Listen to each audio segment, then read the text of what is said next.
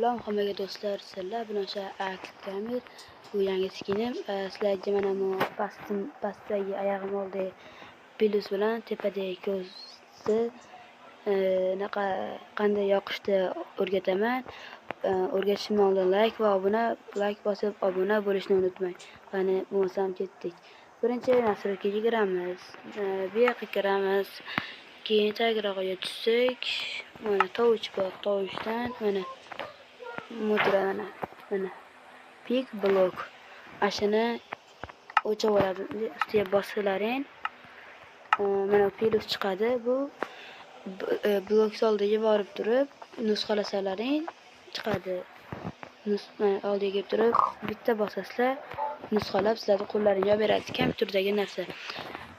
Ikkinchisi joydan bo'lsa bu ko'z xususiyatini ko'rdilaring hozir. Buni o'rgatib o'rgataman. Bunga nastroykaga kiramiz. Hop, yana o'sha joyga tovushga kiramiz. Keyin tagiroqqa tushsak, mana show kamera perfect button turadi. Mashinani yoqib qo'yasizlar. O'chib bo'ladi, yoqib qo'yasizlar va sizlarda shu ko'z paydo bo'ladi. Shu mana yoqasizlar. Shu osonroq bo'lishi uchun va ham videoga yaxshi. Video sizga yoqqan bo'lsa like bosing, obuna bo'ling. Like bosib obuna bo'lishni unutmang. Albatta kommentariyada o'z fikringizni yozib qo'ying. Hammaga xayr.